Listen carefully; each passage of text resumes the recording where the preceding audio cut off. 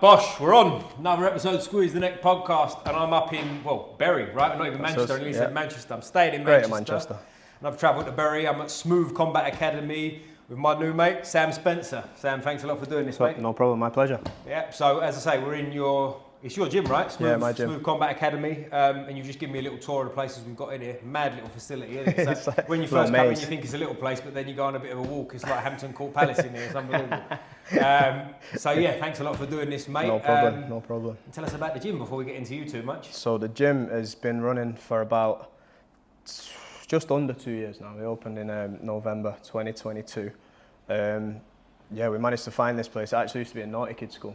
Okay. It was like a what they call a pupil referral unit, a PRU. Oh. It was unused for like 5 years, so it was kind of all a bit derelict. All where the mat space is just through there, that was all like separated with walls, what they call plasterboard walls. So the first job when we got in here was to like get the front kicks and the knees out and smash all the walls to bits. That was fun. Yeah, that was fun. Me and my dad did most of the work, knocked it all out, flattened the whole place, and managed to like. I could see it when I came in what it would eventually look like, but like nobody else could, and like not many people. Me and my missus could see what it was going to look like, but there was loads of work to get there, so we had to just knock it all flat, start fresh. He was in a really lucky position when my dad sold his business a few years ago, so he'd come into some money, didn't want to just have it like sat there doing nothing, so he was like, this is the time, let's go, let's put it in. So he was very, very generous, managed to fund this whole venture, or the vast majority of the venture.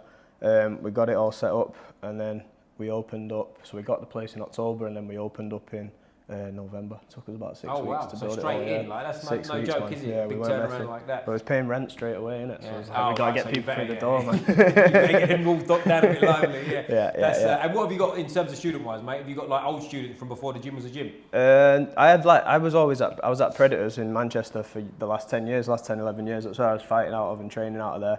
I was teaching one-to-ones for like the whole time I was there, basically. Since I turned pro as a fighter, I was teaching one-to-ones straight away.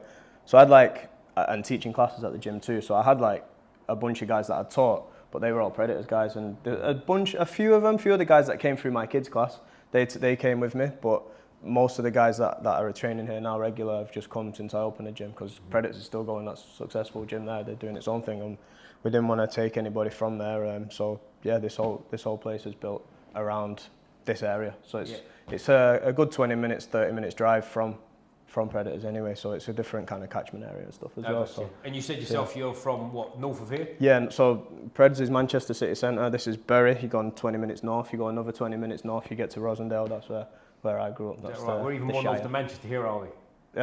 More north away from that. Kids. We're far north. I said we was far north yesterday on the last episode. We're north of the wall. We're far north now. Even way more north than where Tony is. Is it? Yeah. Well, shout out Big Tony. In fact, he put us in touch as well. So brilliant guy in that episode. If you haven't seen it yet, go and watch that one because it's a great one. But let's dive back into sort of when you was a kid and stuff, mate. Right. How did you get into martial arts, and what did you start in? Was it straight MMA or what happened? I didn't get into martial arts or combat sports at all until I was like probably turning 16, so I left school. Right. I grew up playing tons of sports. My dad played loads of sports. We've always been like, he was into rugby. I played football and rugby. He actually played for England schoolboys at hockey, like back in the day. Hockey back in the day, yeah. But that was like based down your ends. All the training for England, the England team was London. So that's why he never ended up doing that, because he couldn't get from up there down London all the time. That was when he was a young kid anyway, and then got into rugby after that. I never was into combat sports as a kid at all. Wasn't into boxing. The first ever memory of combat sports that I have is staying up watching Ricky Hatton and Floyd. But that's probably the only fight that I watched at all. In my childhood, I was not into them at all.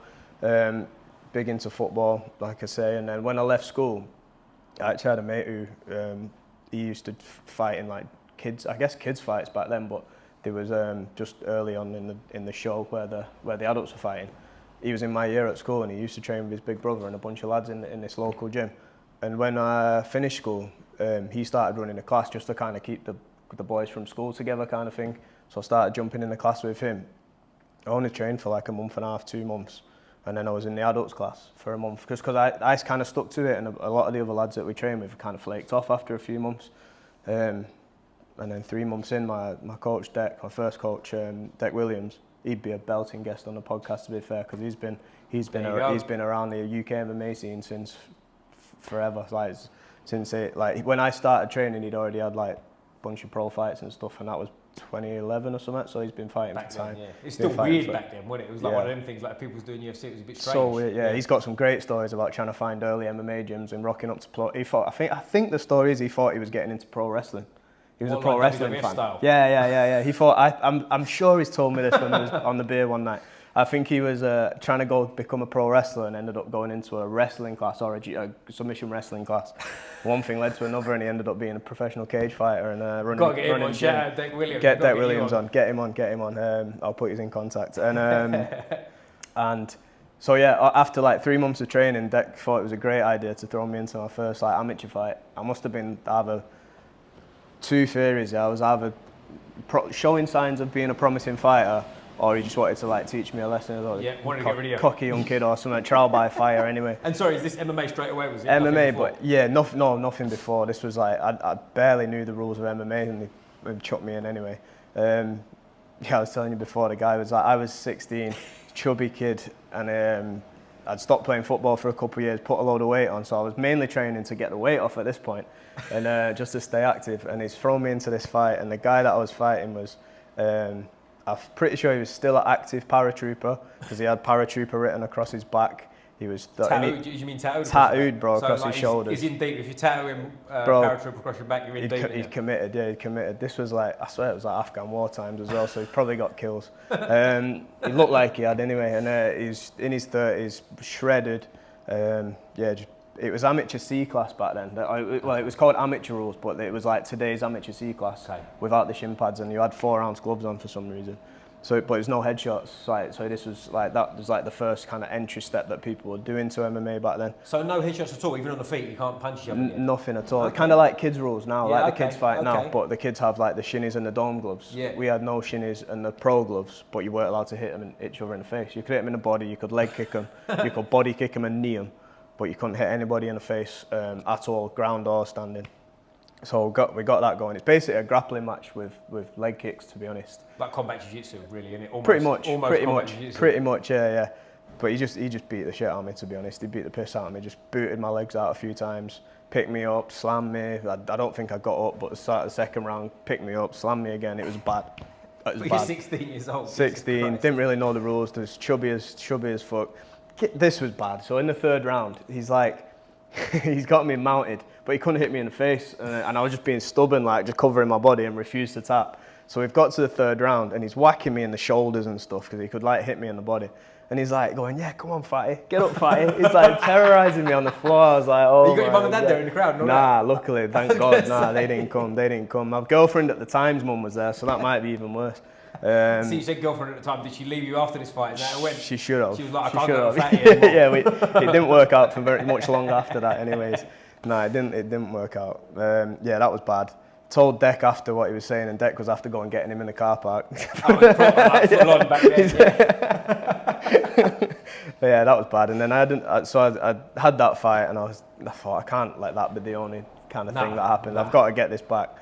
Lost a bit of weight, fought again at 70 kilos, so dropped down one weight class, still too heavy and too fat and not good enough. Fought another guy from the same gym as the last guy, and it was a bit closer the fight, but he won again, like another C class. This was like another amateur fight, no headshots. Just like kind of was a bit more competitive, but still lost every round. And then I lost more weight, got fit, and I was determined to not be like a 0-2 loser and retire and call it a day. Like I was like, I don't know how I would live myself if that was. Can't really retire at 16 either, can you? Can't retire, not with a losing record. You could maybe win 2. You're just quitting. You can't retire. Do you know what I mean? Maybe if you win the 2, you knock 2 guys out, and you're like, yeah, I'm gonna get a job. Well, I think the way to do it from that is you still pretend you're a fighter until you're about 30. That's and then it. You that's retire it. You and ride go, off. I'm undefeated. Ride off into the sunset at 16. So yeah, I ended up getting down to what my eventual weight class was. Fought at featherweight as an amateur, and started taking it way more serious at this point. Yeah. I've been training maybe a year, maybe at this stage. Now the fights were, I wanted to fight headshots. I was kept getting like taken down by these big guys. So I thought like, maybe if I've got a puncher's chance, I might be able to win. Couldn't throw punches. I never had a fight in my life properly. Bad idea thinking about it. But anyway, we got into it was called semi-pro then, the rules. Okay. I don't know if you know like the old school rules, but semi-pro rules, you had 4-ounce gloves still, so professional gloves, what you would wear as a pro fighter now, no shin pads, full pro rules on the feet, but no elbows. No, it wasn't a ground, I remember, yeah, that's right. And no ground and pound. Oh, no ground and pound at all on the floor. So when it got to the floor, it's the same as the previous rule set. But you can hit to the body on the floor. You can hit to the body, but you can't hit him in the face. But on the feet, it's fine. You can knee him in the face, or you can head kick him with no shin pads. It's fine. Kind of weird again. It was. I felt. To me, it's that early days of MMA. It's not. It was going on before me, wasn't it? But there was still in the UK. It was definitely like finding its feet, wasn't it? For sure, mate. Like when I was sort of like when I was 18 and stuff, like boxing. Like if you did MMA, you was like a weirdo. Yeah. It was like, do you know what I mean? Like, and this is when I was 18. I turned 18 in 2008. For anyone giving away my age, but like it's not that long ago, is it? Do you know what I mean? It was still a bit strange. Definitely, this was like the height of like the Affliction t-shirts and tap out shorts, and all the shit, Silver Star t-shirts, so like flames and chains, terrible and all haircuts and all that. Yeah, that was when all that was the rage. I actually had a mate who, shout out Mick, he had a little company selling all them t-shirts. He would fly around and sell them out the back of his car at like MMA shows and stuff. Funny, that was great. It was great. So anyway, we had the semi-pro rules fight, and it was a barn burner. It's on. I think it's still on YouTube. Just a scrap. It's still very limited skills. But I could swing some punches now. We both got bust noses, and I ended up winning. I dominated the fight. I won, and I was like, I get why people do this kind of thing, because it just felt like suffering and hell for the first 2 fights. But I was, like I say, I was determined not to be an 0-2 loser. Finally got the win, and then kind of went on a bit of a run. Then I won my next 6 amateur fights in a row. Fought some good guys. From this point on, I'd just gone to uni. I think just left school. First couple fights. So that one fight I just told you about where I won. The fight after that, maybe one more fight. I was in college doing A-levels, and then. So I was barely at college, just scraped my way through. Like I was trying to train as much as I could. Started taking it really serious at this point. I was like, so I won 3 in a row. I was like, I'm going to be a pro fighter, I'm going to be a world champion, all this kind of stuff. Started having these conversations with my mum and dad. I was still living at home, and it was like, what are you going to do when you leave college? And I didn't really know. I didn't plan on going uni or anything. But I didn't really have any other plan of a job. I didn't know what I wanted to be. Weren't sure. I was never a kid when I was, a young kid. I never knew what I wanted to do at all. I was never set on anything, and then just stumbled into this MMA stuff. So by the time I was 18 and looking to go uni, I kind of was like, mum and dad wanting to know what the plan was. I want to fight. I want to train. I want to fight. I don't want to do nothing else. So the agreement was like, they won't kick me out and make me get a full-time job. I can stay at home as long as I get a degree, as long as I go uni. Good deal. Looking back, smart deal. Not that I've ever touched the degree once or used it ever since, but I've managed to scrape through the degree, just, again, bare minimum effort. What was the degree in? Criminology. All right, funnily enough. Like, I think the backup plan would be going the police. If everything failed at that stage, and I got fed up with MMA when I was 20 years old, would probably have looked to go in the police or do something. Well, it's a proper degree anyway, though, isn't it? Because like a lot of people, you go, where'd you go? And they go, social studies. Yeah, criminology kind of is a bit of social studies, but yeah, it's kind of psychology, a bit of sociology, a bit of stuff like that. It's a degree, I guess. It was all right. It was all right. You resting between training sessions. Definitely, definitely. Good for watching YouTube in the library and shit like that. So yeah, I did that. Got through the degree, and just as I was finishing the degree, as all the time I was doing the degree, I'm trying to get fights, and I was fighting as an amateur. And this is where like my connection with Predators came, because I went to Salford Uni, and that's not far from Predators MMA gym. And Dec Williams, my first coach, he would train at Predators too. Is he still fighting at this point? At this point, he was. He would still be fighting tomorrow if it was up to him. How old is he now, Dec, roughly? Well, I was just at his 40th a couple of weeks ago. So he's still within reason. He could still have a tear. I would not be surprised. If Dec forges a comeback at 41, I would not be surprised. He's a legend, man. So I would go down Predators with Dec just whilst I was at uni, and then I just ended up being at Preds all the time, because I was in Manchester. It was much easier for me to make it to the classes and stuff. There was more bodies my size, there was more training partners. The coaches were, he was running MMA gym back in I think he opened his gym in 2006 or 2005 or something, so been around the sport. He had a few guys fighting in Bellator and BAMMA and stuff back then. So it was the place to be that I was aware of, and so I ended up just becoming a full-time kind of Predators guy at this point. And then finished uni, won a couple of titles as an amateur fighter, fought some good guys, then turned pro at 21. Nice. And how many amateur fights did you end up having, do you know? I had the 2 non-headshots fights, and then won 6 in a row. Nice. Okay, so pretty extensive amateur career. Yeah, eight fights back then as well. That's what I mean. Back then for an MMA guy, that's a lot. It was difficult. I only turned pro. I would have probably liked more. I was only 21 at the time. I would have probably liked more, but there was no one to fight. It was really difficult to find opponents. You hear that a lot, don't you? When you get to a certain level of amateur MMA, you can't get fights. Especially if you won a bunch in a row as well. Like it was like it's a hard fight for anyone to take. Yeah. And there just wasn't as many people fighting. Nowadays, you could probably find opponents for anyone, but it was difficult, man. They couldn't really find opponents, so jumped into the pro game. Nice. And what's the process like going pro back then? Was it hard, medicals and all that kind of shit? No medicals. Oh, was it just like pissing this cup and away you go? No cups to piss forget in, the cup. Bro. Yeah, forget the cup. Just decide you want to fight pro. That's all. Like, bro, you come from a boxing background, innit? But like in MMA, I don't even think now there's any process to turn pro unless you're gonna like fight on there's the safe MMA thing nowadays, which some shows kind of abide by. Is this the blood testing thing? I think they do some blood testing. We were talking about this yesterday with Tony, actually. Yeah, they do some blood testing, some brain scan stuff. Right. That's only for cage warriors, though. Like if you fight on any other pro MMA show in Britain, I'm pretty sure, might be speaking out of turn here, I don't think there's much processes or checks. Because boxing, I've got a lot of mates that have gone pro boxing. And it's a fucking headache. Like it's like medicals, yearly medicals, it's expensive. It's penny, innit? The whole thing. Whereas like MMA just seems like, do you want to fight? Go on then. Definitely. Right. Where you go? Yeah, that's why you get so much like Wild West shit going on in MMA, because you'll have guys fight. I don't know if this still happens now, but it definitely used to a few years ago. You'd have a guy fight on a Saturday, journeyman guys. You fight on a Saturday, amateur rules. Fight on a Sunday, pro rules. Then the following Saturday he's fighting back amateur rules. The following week he's fighting kickboxing on an MMA show. Like it's just chaos. Yeah. Like compared to boxing where there's like box rec and everything's kind of tracked well and stuff. Like it's only up until the last couple of years I think that MMA's really started to kind of pull itself together in the country and kind of be a bit more structured and organised. And what's the money like when you go pro? It's not pro, I'm assuming, really, is it? You're a professional, but you're a professional, sure, only in name, bro. That's what I'm getting at. Yeah, you're not paying like any bills. You're not getting paid for a Range Rover and all that shit. Definitely not. No, definitely not. Nah, I think my first fight I fought on a show called Budo, which is like in the northwest. Budo's like it's one of the regional shows that's based in Bolton, and it's pretty bare bones kind of show. But they've been a good starting ground for a lot of good amateurs, good eventual pros. But I'm pretty sure I got paid like 150 quid. Yeah.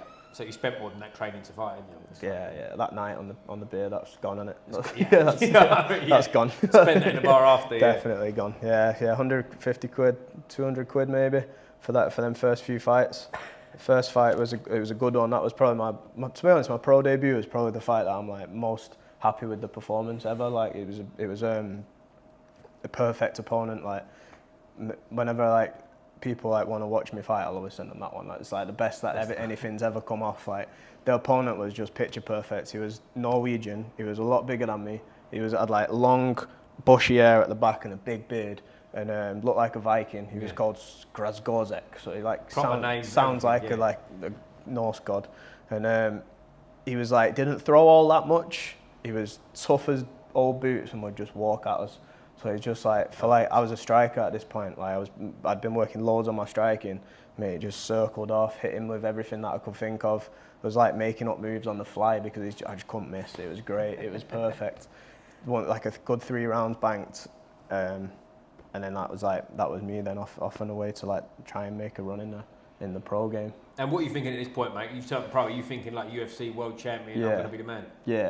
At this point, like I was 21 and I'd just won 7 fights in a row. So I'm thinking, there's no way that I'm not going to UFC. Yeah. How does this not happen? Yeah. Like I couldn't see a future where I wasn't in the UFC. But then life happens, innit? Then life happens. I thought it was easy getting to the UFC, no? Yeah, I thought it was a piece of piss, but it's not. No. Turns out it's not. How many fights did you have as a pro total? We sort of worked back. 10.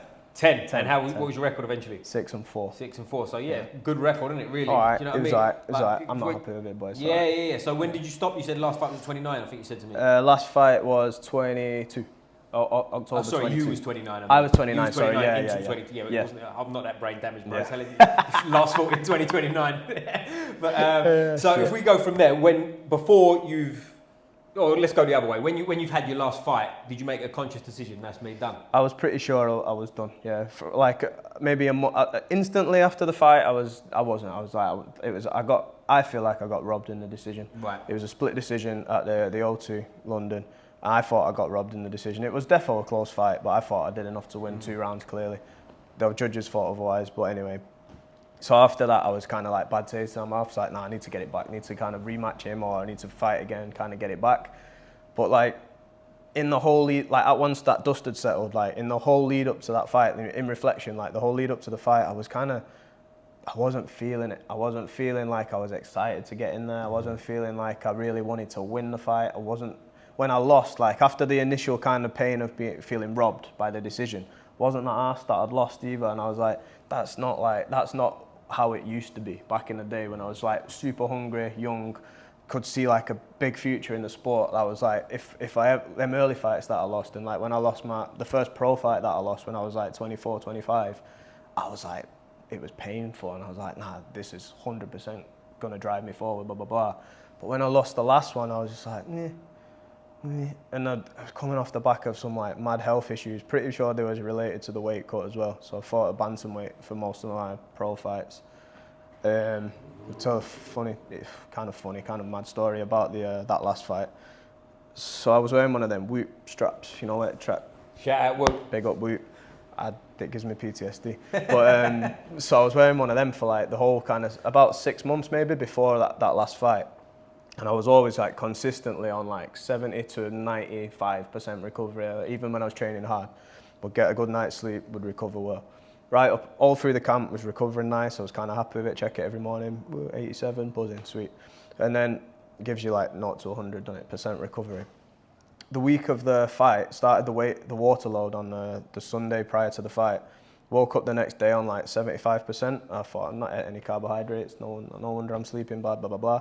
That went down 10% like every day through the week as I was doing the water load. And I wasn't really training hard at all, like you just kind of resting that week. So I was like, this is strange.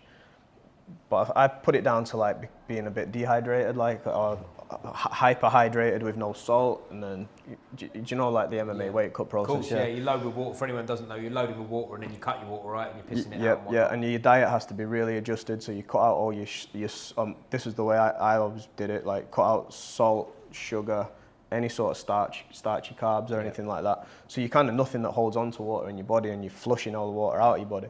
So towards the end of the week, once you do start feeling a bit dry and stuff, then you're like, it's hard to sleep and whatnot. So I got to like the morning of the weigh-in. Bear in mind, I've not done any exercise really all week, bare minimum. Woke up the morning of the weigh-in on like 10% recovery. It's flashing red at me and shit. And I was like, I am pretty dehydrated, makes sense. Did the weigh-in, made the weight. It was a pretty hard weight cut, to be fair. It was a struggle to get the last couple kilos off.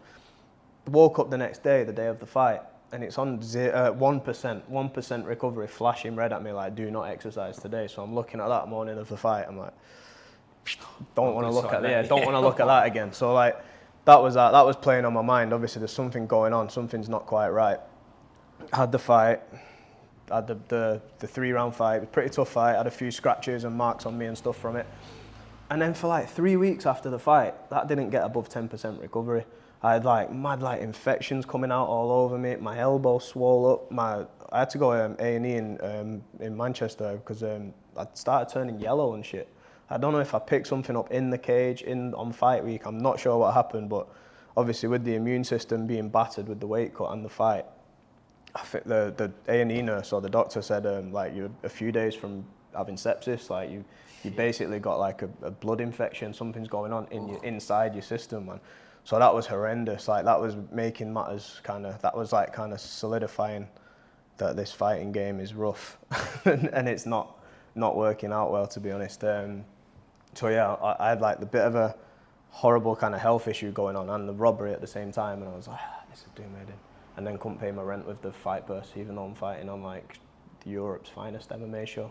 Like got a few £100. Like, nice one. Putting yourself through all that for like sepsis can be like fatal. Like you can die of sepsis. Yeah, I think you do die if you don't get help. Don't you? I think so. Yeah, pretty sure. Die. I think you do if you don't. Yeah, you know. Pretty sure. And what happened with that? Where did you go from there? Like 4 or 5 courses of antibiotics, like powerful antibiotics. Sat at home just resting, feeling sorry for myself, and that's when like I was kind of finalising in my head that I don't want to do this anymore. I didn't want to fight anymore. Like I didn't want to keep putting myself through it. The anxiety before the last fight was rough. Like when I was like early days in my fight career, especially the amateur fights and early pro fights, people would be like, are you nervous? And I would say no. I genuinely didn't feel nervous. Like, people would always be like, nah, you're just saying that. Like, of course you're nervous, everyone gets nervous. But at that time, I was that confident when I was like 21, 22, maybe a bit younger. I genuinely didn't feel nervous. I was really excited and I was really confident in how I was going to perform. And as I got older, man, that nervousness and kind of the anxiety of the upcoming battle would like weigh really heavy on me. And I had some like mad fights early on in my pro career, and I think that's where it came from. Like we'll get into them no doubt in a bit, but like ended up in hospital for a few days after fights, big injuries in fights, like the ups and downs emotionally of fights and stuff like that. So that started like all just kind of weighing on me too much, and it just became like where the cost of fighting for me were kind of outweighed any benefits that I was getting from actually being a competitor. Yeah, I think a lot of people don't realise as well, sometimes, like you speak to fighters and stuff, a lot of the time it's just an expensive hobby at the end of the day. Yeah. And you've got to work around it. Like, definitely. It's a hard fucking life, isn't it? You know, until you make it to a certain level. And even then, like you said, you was fighting Europe's finest sort of thing. You're still only getting a few $100 you can't pay your rent with it. No, I never did. Never once paid a month of rent. Mental that, isn't it? It's mental. With any fight person. Not one full month of rent and bills got paid ever. Yeah, that's I'd crazy. like 10 pro fights. Like, you're getting more in your pro boxing debut than I would get in my 10th, 11th pro MMA fight. Yeah, when you hear it like that, black and white, I don't think a lot of people realise that. No, it's not. Like, local domestic level MMA is not a career. No, like, well, people moan about UFC pay, don't they? But then if you look at some of these guys, they're moaning about what a UFC fighter gets paid. They're still getting 40 grand to show, 40 grand to win. Sounds alright. If you make 3 of them a year, you're doing okay. You can pay your rent, can't you? You know what I mean? You're all right. Yeah, you know? But so if we go back, like you said, we get into some of your fights and whatever happened, your wins and losses. Like, once you've turned pro, you've had a great performance. You said you was only 21, right? Yeah, so you're still a kid, really, in the grand scheme of things. Mm-hmm. Take us from there, mate. How's it go from there? The second fight that I had was a bit of an I ended up fighting a journeyman on short notice. I had matched up with one guy. He pulled out 3-4 days before. They replaced him with a journeyman. I beat him in like 15 seconds. Something like that. It was just a quick. We're off to the races. Yeah. Quick finish. That's a good one, isn't it? 15-second finish. It was, but like now with fighting journeymen, I've fought kind of 2 of them in my career, and it was both like on semi-short notice. One really short notice, that one. The other one was like 6-7 days out, so still real short notice. Yeah. The other one was 3 days notice. So they're both like real late replacements. They were like 2 of the fights that I was the most nervous about going into, to be fair. Maybe, like, because there's so much pressure, you're supposed to beat these guys quick. Like, you're supposed to not get touched. You're supposed to not land a punch on you. That's kind of the expectation, because everyone else in the scene does it. They back in like 2016, 2017, 2018, there was like a bunch of MMA journeymen that was going around the scene, and they were saving shows. Don't get me wrong. If they didn't turn up, the shows would have had 3 fights on them sometimes, with the amount of people that would pull out. But like, because like everyone in the scene knows each other and trains with each other, and if you're the guy to lose to that guy who everybody else in your weight class has beaten in less than a minute, like it's a rough loss to take, I think that. And of course. And these guys are that comfortable in there because they fight every week. Them journeymen can knock anybody out. I don't care what you say. And the pressure's off them a bit as well, because zero pressure, bro. They're supposed to not get hurt so they can fight tomorrow. So they just go down and tap real quick or whatever. But they'll have a swing first. They'll throw a few. The guy that I fought like came out and opened up with a wheel kick, rapid, like a fast wheel kick. I was like, whoa. You're not meant to do that. Yeah. Whoa, I'm not getting it, son. But you see it in boxing, there's like a lot of, as I say, my mates that turned pro, like when I was sort of 18, 19, 20, and you go to these shows. The journeymen have a go for the first, like you're saying, the first half a round, they're on it. And then when they realise they haven't got enough, they sort of shell up and they sort of get through it. I feel like the boxing model for journeyman fighting is way better than the MMA one. Like, maybe it's because MMA is a smaller sport, or probably because there's not enough money in it. But I think a lot of it, I agree with you, firstly, but also I think a lot of it is, you can hide a bit better in MMA in terms of, like you said, you can go down and tap and it's finished. With boxing, they've got to get through it, because if they get stopped, they've got a ban for a certain amount and they can't make their money. That is true. Yeah, and like getting booted off someone bare shin, a pro fighter on the up and coming, that it hurts a lot, doesn't it? Like taking some, like if some guy's piecing you up and you can cover up with the boxing gloves, I don't think it's quite as bad as like someone just chopping your leg to smithereens who's pot shotting at you or whatever. So yeah, what I was getting at with the journeyman thing is I would love to, with my fighters that are coming through now, if I have eventually a professional team, I'm going to try and avoid fighting any journeymen. I don't think it's good for their progression like it is in boxing. I don't think you get anything from beating a journeyman. Okay. In fact, I think it affects your career negatively in terms of ticket sales. when I fought the 2 journeymen, one of them was like only my second fight, and I sold maybe 60, 70 tickets at the time, and I beat him in 15 seconds. The guys, my mate Tommy, he always jokes about it now, he paid 30 quid for a ticket. He's like, I didn't even get a pound a second. I was going to say £2 a second, yeah, I think like that's a joke. So like the next fight after that, I might have sold like 40 tickets, and in that early stage, like if you're making a tenner on a ticket and you're only making 150 quid to fight, that extra 400 quid on 40 tickets is a chunk. So if you can double that, triple that, by having exciting fights, people want to come watch. That's like a good way to kind of fund your training and stuff. Later on in my career, I fought another one, and it was I think still to the end of the career, the most tickets I ever sold, because it was a late notice replacement. I'd sold like 118, 120 tickets, something like that. And it was a first round finish. The guy didn't try and hit me, and I've thrown a low kick. He's gone to block it with his hand. I kicked him in his hand, and he starts going like he hurt his hand and went down. He's blocking it with his hand. I mean, he's in the wrong sport. Yeah, so that was rough. That was bad. So then the fight after that, again, half the amount of tickets you sell. It's like people don't want to come and see that. If they think you're just squashing people like and you're going to be fed opponents, I don't think it's good for you. They give it. I'll come when you're like champion. Literally, when you're having a real fight. Yeah, exactly. Yeah. That's it. And it's not like boxing where you could get like a guy who's got really good defense, for example, and you've got to try and figure that puzzle out over 12 rounds.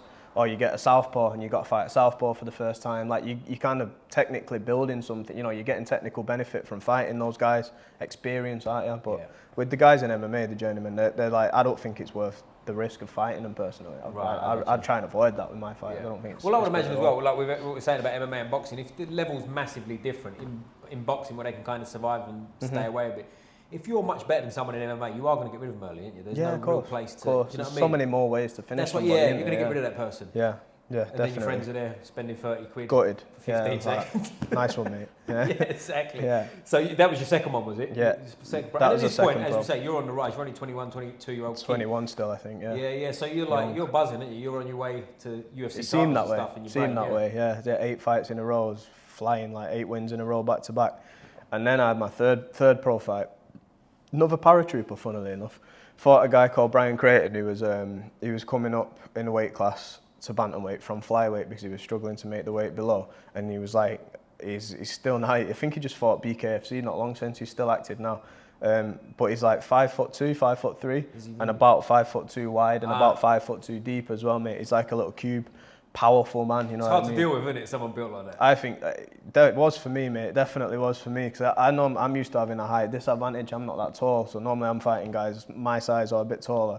This was like the first guy I'd ever fought who was shorter than me, and my plan was just use the range. I like fighting long anyway. That kind of suits me. I like to jab and move and stuff. So I got moving on the back foot.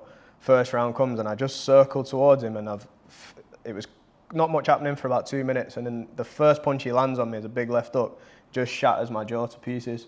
He snapped the jaw straight down the middle, dislocated it up near my ear and snapped it at the side here, so there's like 1 break, 2 breaks and a fat dislocation up here.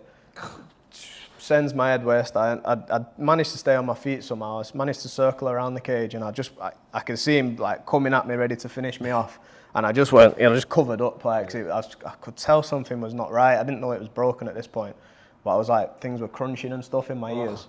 I'm like trying to bite the gum shell. I was like, this feels strange. Like, circled around the cage. I put my hands down just thinking, oh shit, here it comes. There's the big finish. And he ran square into the top of my head, like face first. As he's trying to like hook me like this and throw combinations, he just ran like face first into the top of my head and dropped himself. Like he survived, he got back up and stuff, but he gave me like maybe 20 seconds to get away from him and like clear the cobwebs. And this was first 3 minutes of the fight, something like that. Managed to survive that first round, got back to the corner, and I was like, something's not right in my mouth. I was telling my corner, I was like, I think I bit something or something's out of place. And Gav, my coach, is like looking in my mouth. He's like, your jaw's broken. I was like, oh, shit, what do we do? And he's like just holding a towel on it, basically. Like, I don't know if you've seen pictures of it, but like the one side of it like drops all the way down. Oh. So it's split down the chin, and this one side is like an inch lower, like down here. So there's blood pouring out my mouth, and the ref comes over, and he's going, where's all the blood coming from? Asking the corner. And I'm like, I bit my cheek. I just told him I bit my cheek. I wanted to get back in there. Gav said he could move up this side of my face like an inch to like under the towel. So he's kind of holding my mouth together through the towel, wiping the blood off. I was like, give me one more round. Like, give me one more. He's like wanting to pull the fight. I was like, give me one more round. Let me see what happens. So I got out and I won the second round. I've managed to land a few shots, keep him off me. I think I kicked him off his feet a few times. Defo won the round anyway. And then right at the end of the round, he manages to take me down, and he's like clamping a guillotine on me. He's trying to squeeze my face, and like front, you know, one of them guillotines against the fence where they're kind of like mounted on you and they're like hipping into your face and all that. You got to tough it out basically. Oh, but bro, you got a broken jaw. It was horrible. It was horrendous. That was the worst bit. In the first round, the adrenaline was fired up, so I didn't really feel it at the time. But when he was crunching on it like that, I could hear it moving and shit. Blood was pouring out my mouth. It was killing. And I remember like just fighting his hands off me, and I globbed a load of blood out the side of my mouth. And I remember thinking, I'm getting paid 300 quid for this. This is mad. This is mad. So I ended up surviving the round, got back to the thing, and my mouth was a mess at this stage. There's blood all over my chest. Gav's like, I'm going to pull it. Like, you've done enough. You've done enough. I was like, nah, fuck that. I won that round. Come on, he's tired. I can feel he's getting tired. Get one more round. If I look at you like this, throw the towel in. You know, if I give you the nod, like throw the towel in. And then as soon as the round started, I was regretting saying that because I'm like trying to avoid him now. I'm trying to not look at him so he don't pull the towel in. Ended up winning the decision anyway. So that's probably the. Oh, brilliant! Bro, yeah, I won the fight. It was great. That was lucky you didn't throw the towel in. Then. Yeah, man. The third round it was close fight, but I managed to get the decision. That was like. That's probably the moment in my career that went like most viral. Like when the pictures of it got out, they're pretty rough pictures. I don't know if after you can upload some pictures. Yeah, to the we'll put some links. We get some. Photos, oh mate, there's some bad ones. There's some grim ones. Like it's a mess. And it went a bit like all around like the scene. Everyone was sharing the pictures. Like, can't believe this shit happened. And then it was on FCC. It was a pretty good show as well. Like still one of the original like. Northwest like MMA shows. It's still going now. It's a good one. Paddy the Baddy and Brendan and all them boys all kind of came through there. Tom Aspinall used to fight on there. Real good like kind of what would you call it, feeder show to the bigger shows. And that was, I think it was my first time fighting on there as well, and that happened. So I was like, rough that I got my jaw broke, but also like winning the fight with the broken jaw was like kind of worth it happening because it was such a good story. Well, if you're gonna have a broken jaw, you're better off winning with a broken jaw than losing it. Yeah, that's it. Better. That's it. Driving to the hospital after, we couldn't get an ambulance to the place. That again shows how fucking unorganised the MMA scene is. It's a good job your head didn't fall off, wasn't it? Jesus Christ. Yeah. Anyway, so it ended up my mate took me to the hospital, and I think my mum was in the back seat. She was there that night. It was the first fight my mum went to. I think one of the first fights. Anyway, she ends up coming to the hospital with me all mashed up, my face all hanging off. And I remember trying to say like through the swelling and the blood, I was like, this would be so much worse if I got beat. Like I was I was kind of buzzing that that kind of happened. I was like, this is a good story to tell in the future. Like, it's a good. Yeah, it was stressful and painful and rough, but it was kind of worth it. And what's that like after with the broken jaw? What's the recovery on that like? It was 3 months with it. They don't wire them shut anymore. Or the guy that was telling me that. The surgeon, he said, we don't really use wire if we can help it. We prefer these bands because they're a bit more flex to them. So they banded it shut here. Couldn't open it more than like to get a straw in between my teeth. You're talking funny and all that? Yeah, turn and talk like this, like without moving your mouth. Couldn't eat anything solid for 3 weeks. It was just like a liquid diet through a straw for about 3 weeks whilst them bands were on because they had to hold it in place. They put a plate across the front of my chin here, so there's like a titanium chin. Still in there? Still in there forever, yeah. It's kind of titanium chin there. And then another one that runs up the side, so like all this side of my face is, you can't feel it, but like apparently there's a plate in there. Can you feel it? Does it give you any problems now? Nah, other than this. I've got teeth. Oh wow, that's the one, isn't it? Tooth came out, yeah. That's cool. Like, a few years later, that was actually came out a few years later. Apparently when the jaw split, the nerve got cut to the tooth, so it started like dying. The doctors pulled it out. So yeah, that's the only issue I have from it really, just that one tooth came out. I think you should take that and walk about with like a gappy tooth. I did for a while. For a few months I had it. Anyone wants some trouble. But so after that one, is it a long layoff for your next fight? 6-7 months. Not too bad. Not too bad. Yeah. As soon as it didn't hurt. Funnily enough, when it was banded shut, there was no movement in it at all. So like I could basically train straight away after. I took like a couple of weeks since I had stitches, and if you get the blood pumping when you've got stitches, they can rupture and stuff like that. Even grappling and stuff, you can grapple with them after a while. Not for like, I couldn't grapple for like, I couldn't do any contact for maybe 4 months.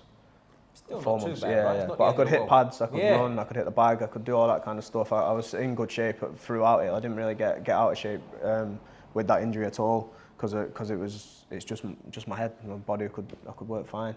And then as soon as I could spar again, got back into sparring. Defo felt real gun shy coming back into taking punches on it for a bit, yeah. So I wanted to book a fight as quick as possible after to kind of get over that gun shyness. Because in the first few rounds sparring, I was like trying to, like when you pull and punch and pull at the same time. That's when you get hurt, isn't it? That's when you get done. Yeah, it was rough. So I wanted to fight quick to try and test it. See, come on, is it fixed or what? Can we go? And then that was when I had that second journeyman fight, so that was a bit of a letdown. Would you run over this one as well? Yeah, pretty quick. Yeah. First round, that was the guy with the hand. Oh, right, okay. Oh, he's the leg kick hand blocker. The hand blocker. Shout out to people that don't have to block a leg kick. Yeah. But you know what was mad about that as well? He came, like, the information we got on him is he's a 2-time kickboxing champion in Romania. He had, like, belts on the picture I found of him. Okay. Kickboxing belts. And, like, first kick I thrown, he's, like, broke his hand blocking it. Was he playing, like, point fighting over there or something? Was he like PlayStation or something? I was going to say, yeah, he's like Tekken champion in Romania. Yeah. I'm showing my age there. Some people are like, what's Tekken? So if you go forward, when did it come to a point when you're sort of thinking like, maybe this UFC shit ain't going to work out? So I fought. I won these first 4 fights. So I won the 4 fights we mentioned already, and then in my 5th fight, I fought an Irish guy on a show called Tanko, which was in Victoria Warehouse. In Manchester, real good venue, mint show, good fight as well. It was going well, and I got at this point won 10 fights in a row. So I was like full of confidence. I'd got my jaw broken, still won the fight. So I was like, I'm basically invincible at this. And you're undefeated as a pro. Undefeated as a pro, yeah. Not lost in probably. This was 2016, so like not lost in 6 years, and won all the fights that I'd had. Won loads of grappling tournaments in between and stuff. And was just full of confidence, and I was beating this Irish guy, and right at the end of the second round, I hit him with the right hand, drop him, send him flying. I jump on top of him to finish him. He manages to get back up, and for some reason, like I'm not like a spinning technique guy at all. Like I don't do spinning back kicks, I don't do spinning back fists. I don't like spinning ever. It's not for me. But I went to throw a spinning elbow. Like, I remember thinking about it in the fight, thinking this was going to look good. Watch. And as soon as I threw the spinning elbow, a move I've never practiced, never fucking done it in rounds in sparring, never done it on the pads, barely even been throwing it in shadow boxing. God knows why I threw it, just young and dumb and full of confidence. And as soon as I threw it, it just took my back and choked me out. So yeah, that's what happens. That's what you get. That is what you get, man. That's what you get. Don't throw spinning shit, kids. Nah. But what sort of level of grappling were you at this point? I was still a blue belt, definitely still a blue belt in the gi. To be honest, when I first got into like amateur fights, I was grappling heavy, but grappling was my thing that I preferred. I played rugby when I was like 14 to 16, came up from that kind of, maybe 14 to 15, only played like 1 or 2 seasons. And grappling kind of came well more easy to me, to be honest. Like, never had street fights, never, like I said, never was into boxing or anything as a young kid. So I thought the striking and getting punched in the face, that took me ages to get used to, ages. When I was first like started training at Dex, they would all laugh at me because I would only ever want to do body shot sparring. I hated getting punched in the face, man. Like, especially if cause I'm short, you get them tall guys who like they do that up jab, and they like go like that with it. I was like, if you hit me with another one of them, I'm going home. Like, I'm not playing anymore. I don't want to play anymore. Yeah. I used to do my head in, man. So like grappling felt like kind of, it just felt like play fighting. I didn't mind that. That was fine. Like, even if you get choked out in the gym, it's fine. It's not like getting smacked in the eyes. Like, that takes some getting used to, I think.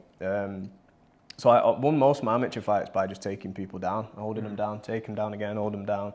But then, like, when I got into the pro game, I was kind of thinking, like, if you want to kind of make it as a pro and build your kind of brand, you're just taking people down and holding them down. One, it's not going to be exciting. It's not going to, people aren't going to want to kind of come and see that as much as people, having like stand-up battles or whatever. And two, I've been to Thailand at this point, trained in Thailand and trained with like a bunch of American and Dagestani guys. And however good your takedown game is and your wrestling game is in England, like, you're not going to take them guys and hold them down like I can to English guys. Yeah. So, in the rounds that I had over in Thailand with them boys, like I could scramble up pretty well. I could defend takedowns, sprawl on them, and then I could beat them up on the feet. Like, if they were my weight class, I could kind of move around them and outbox them and stuff. I always felt even the American MMA guys, I always thought their stand-up was pretty bad, to be honest. Like, I didn't ever think they had good boxing. The ones I trained with anyways, over in Thailand. The Dagestanis, their stand-up was terrible back then. Was it? They were just all wrestling, bro, yeah. Where was this in Thailand? In Thailand, in Phuket. In Tiger, yeah. Early Tiger, when it was like, before it was the big complex, what it is now. It was like 2013, I think I went the first time. 2013, 2014, I think. 2014, the first time I went. Now it's like a village, I've heard. I've not been in years, but I went there right at the end. I went there sort of over New Year's, 2017 going into 18. Right, okay. And it was a fucking mental. It was yeah, like huge.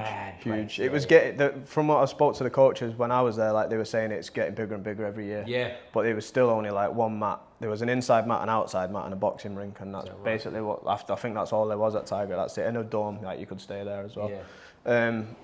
But yeah, training with the Daggies over there, like if any time I would initiate grappling, I would not have much success. Like, and I wasn't used to that. I was used to being able to take people down in England. Like most of the guys who I trained with who were my size, I'd be able to hold my own in the grappling, normally get the better of them and stuff, but not them boys. Well, back then as well, I would imagine that time frame it was sort of unknown, right? We didn't know about the Dagestanis yet. Nah, a bit later, wasn't it? I remember saying when I came back to people, like me and my mates who I went with, funnily enough, both owned gyms in the local area. Now one in Bolton and one in Radcliffe. We all went together. I remember speaking to them saying like, watch these Dagestanis come. Like, over the next like 5 years, the Russians are coming. Like they're gonna take over MMA, because there was only Fedor. Like Fedor was like the only real Russian champ. Maybe like is Arlovsky Russian? He's Belarusian, Soviet. I don't know. I think he's Belarusian. Yeah. But there wasn't like Dagestani guys in the UFC. Wasn't a thing. There was no Magomedovs and no Magomedovs. There was none of them boys in the UFC back then. Not that were big names anyway. And they were there. They were working. They were coming. Yeah, I could tell they were coming. They were coming, man. What was I talking about? Just about. Question, we got lost there, didn't we? Talking about oh, we were talking about the how like became more of a striker as a yes, of course, yeah. Yeah, so I couldn't. Sorry, your question I asked you before. We was talking about when did it come to the point where the UFC, like you had a UFC dream. When did it sort of change? Yeah, that was it. So I managed to win the FCC belt, the professional bantamweight title. I won the title in 2019. I think the fight I saw after. The guy where I got choked out with the elbow, and I won that. And at this point, I'm thinking this is great. Like this, I've bounced back from the loss. Won a good regional title, like the FCC belt. Like I mentioned before, the guys that have held that have all gone on to do good things. Not all of them, but a lot of them have gone on to do real good things. Paddy obviously signed with the UFC. Tom Aspen, all them boys. I've heard he's doing all right, Tom. He's doing all right, and he knows what he's doing. We'll come to him later, because I'm always asking about him on here lately, but we get to that. He's a G. He's a good man. So won that belt, and then I signed to Cage Warriors at this point, and I had 3 fights in Cage Warriors, and I lost them all. I lost the first one. I fought out of my weight class. Fought Paul McBain, who was a Scottish featherweight at the time, massive big featherweight, like 6'1". Something like that, huge, like cutting down a lot of weight to make the weight up. After I spoke to him after, he said he cut down a lot of weight. He hit me with a right hand, put me down really early in the first round, cut my eye. My eye all swelled up. And then I managed to survive that punch, managed to wrestle up a little bit, finish the round on top mount, and in between rounds the ref called the fight off because my eye had swollen up so much. Would have got away with it on a local show. They would have let it go, but anyway, Cage Warriors had better doctors, so that got called off. And at this point, like when I got hit with that right hand and dropped in that camp before that fight, I'd been dropped like 2 or 3 times in training, pretty hard, like been like rocked bad. Like one of them I got kind of flash KO'd with a wheel kick in training, and one of them was like an overhand right off one of my other training partners, and I was like felt shaky really quick, like. Almost felt like I was developing a bit of a stutter as well, so I was panicking, thinking, shit, have I done too much? I was only like 25, 26, have I been punched too much? Am I going punchy already? So that was playing on my mind. Got badly concussed by that right hand that did my eye, and kind of fell into a little bit of a slump, like put in my outside of training, bit of a kind of depression type thing coming off the loss. I went to America to try and fix it. I had like a month in America on my own. Training or just training, bro? Right. Jiu-jitsu, just jiu-jitsu. Right, okay. Like a jiu-jitsu trip. I didn't want to get hit anymore. I was kind of thinking I don't want to get hit anymore at this point. Where'd you go to? California. Nice. California. Apparently, just before California drops off. Apparently, it's a shithole now. But Shithole. Yeah, I was just going to say that. Yeah. According to Rogan. Yeah, exactly. So I went to San Diego, went to LA for a bit, went and trained with Team Alpha Male in Sacramento as well. That was good. That was the last week. So I'd had like a month of doing just jiu-jitsu and then jumped in back in some MMA with them boys. Proper fell in love with jiu-jitsu at this point. Like I was thinking like I'm gonna still train. I'm not doing anything else in my life. I couldn't see myself doing anything else for a job. I was coaching full time at this point on the pads, teaching jiu-jitsu, teaching boxing, kickboxing. Making a good living from it as well because I was in the city centre and I had a little flat in the city centre and stuff. It was good. I could kind of fill my day up with privates back home. Went to America to do jiu-jitsu and I proper fell in love with jiu-jitsu at that point. I was like, when I get back, I'm just going to hit the jiu-jitsu scene hard, take some time off from MMA and just compete loads in jiu-jitsu. And I kind of did that as well from like 2017 till 2019. I didn't fight. Didn't fight at all. Just did loads of jiu-jitsu tournaments. Really enjoyed it. Went up and down the country. Did some like I was mainly doing like hitting the local ones. Did like the IBJJF nationals in London. I did gi and no gi. Oh, yeah, right. I did gi and no gi. Yeah. I got silver in both. I got silver in I think it was purple belt as well. I just got my purple belt at this point. What division was you doing in grappling? Under 76. Yeah, so a lot of heavy, just to chill and let your body recover. Yeah, chilling. I was always sitting around 73, so it was an easy weight kind of weight. Can I ask you that, when you was training like for a fight at bantamweight, yeah. like, I'm not talking about out of shape, but like when you're training, just for the, like 72, yeah, 72, so 73. a lot over, yeah. right? That's a big yeah, weight chunk, you know yeah. And then out of if I got out of shape, would get to like 77, 70, 75, 70, between 75, 77. That would be like top end. Yeah. So yeah, as soon as camp would start, it was all systems on deck with the diet. That was always rough, man. Like every time, like I know fighters say this all the time, innit? But like every time they do it, they're like, next time I'm not getting heavy, because like it just makes the camp so much harder when like you've got to ramp your training up and cut your food all the way down. Like you're doing like completely the wrong things to kind of maintain yourself. Do you ever think, just fuck it, I'm going to fight featherweight now? I did until that guy fucked my eye up. Then it was like, yeah, I was like, he's no too big, food man. For me. He's so big, bro. Yeah, he was so big.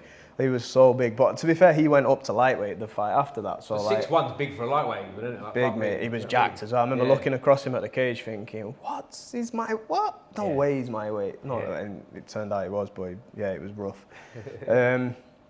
Yeah, so I did like the 2 years of just smashing jiu-jitsu, trying to like, I was loving it, man. Really, really enjoying it.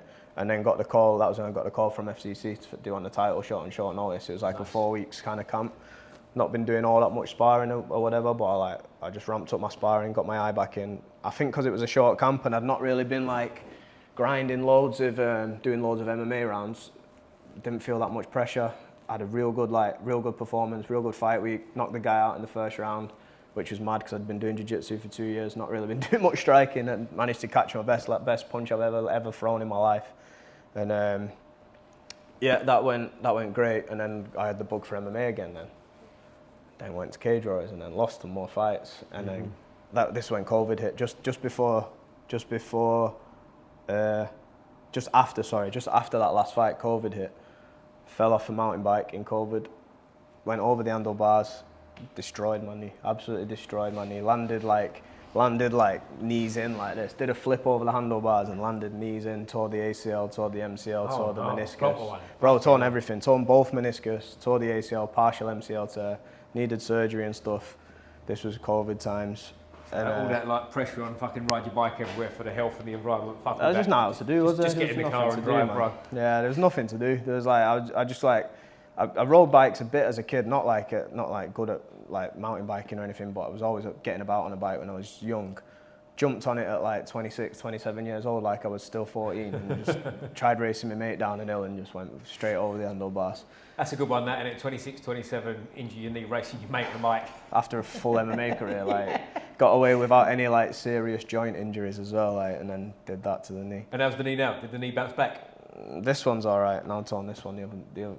We'll get to that. I torn this one. This one off the bike, and then this one I actually tore my MCL a few months ago wrestling at. Well, that's how they say that, don't they?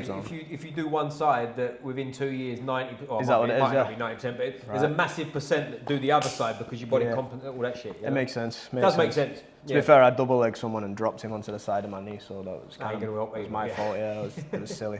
very silly manoeuvre of mine, but yeah. And I think so that after COVID came, like when I spoke to the doctors about the knee afterwards, they're like, you'll be lucky to fight again. To be honest, with the knee, it was that like I destroyed that much bits in all the structures in the knee. I tore most of them, and they were like, you'll be lucky to fight again. Really, like it's pretty mangled. And I was like, I just won that title just before COVID came, and I was kind of like thinking, this is the part, now or never in it. I was getting to like late 20s at this stage, like 26. I was thinking, now or never. If I'm gonna go to the UFC, I've got to do it in the next few years. Like they're not signing 33 years old guys, not at bantamweight anyways. And then that doctor was like, you'll probably be struggling to fight again. So that took the wind out of the sails. Good like that doctors, isn't they? Fuck me. Nice let's lighten up, doc, eh? I know. So like, then I got back into training, as like kind of did the rehab or whatever, and got back in as soon as I could to training. And then I always felt like off as well. Like once I came back from that knee injury, my timing never felt quite as good. My wrestling never felt quite as good. Maybe it was because I'd had like 18 months of like partial training, you know, working around the knee. I just didn't feel quite as sharp as I was when I was younger.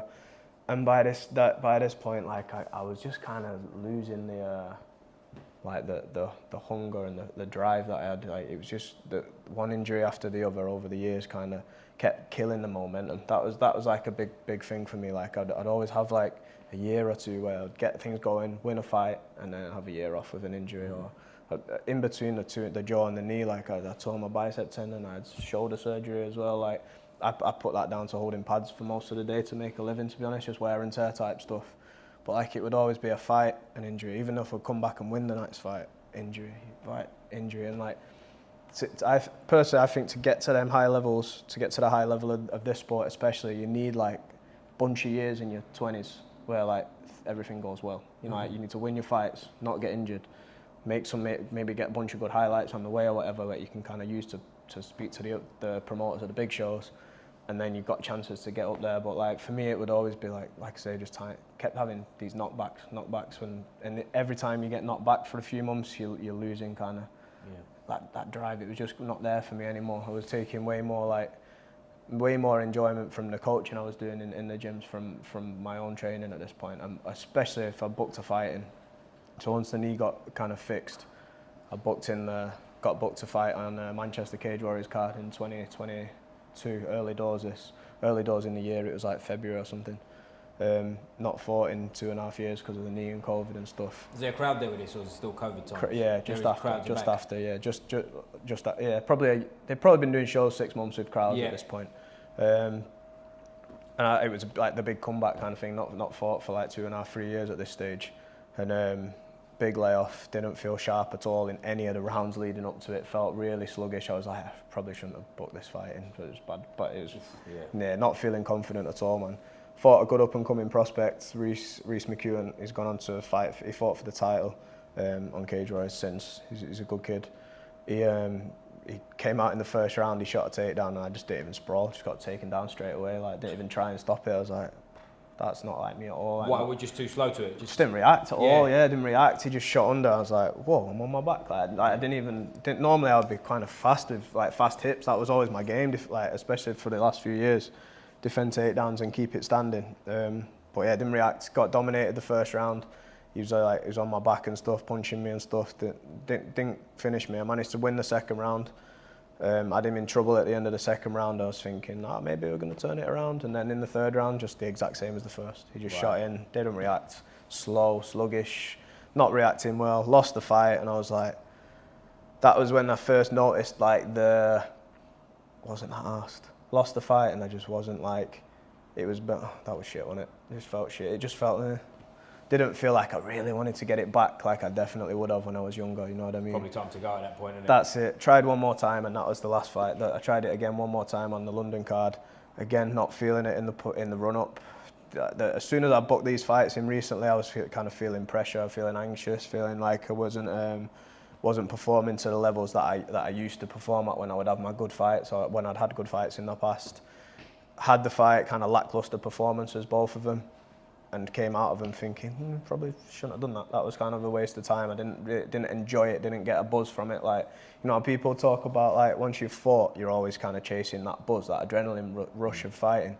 I never really I didn't forget that. I didn't feel like I was chasing an adrenaline rush. I didn't feel like I needed to chase an adrenaline rush. I wasn't bothered about it.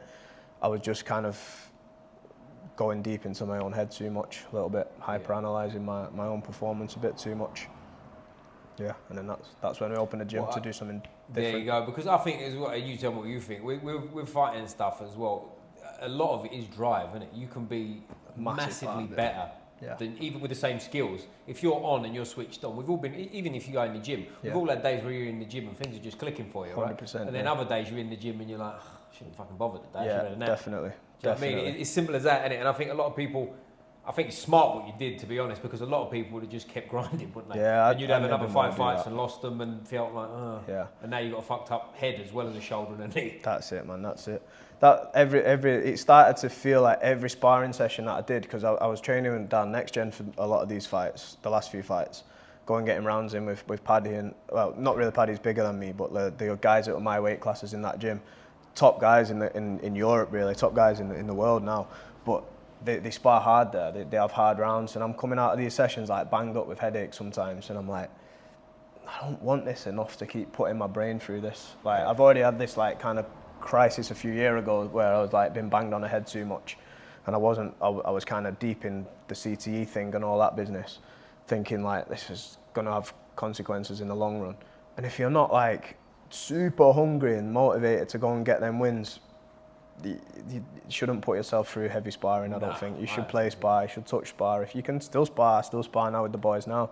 But like preparing for fight sparring needs to be game speed. Like I think so as well, and there's a lot of that out there now as well, isn't there? Like Joe Rogan speaks about it or not, which I completely disagree with. If you're getting ready for a fight, you need to spar, don't you? You need to proper spar. There's none of that shit. Like you can get away if you're at a good level, like they said about Max Holloway in lockdown.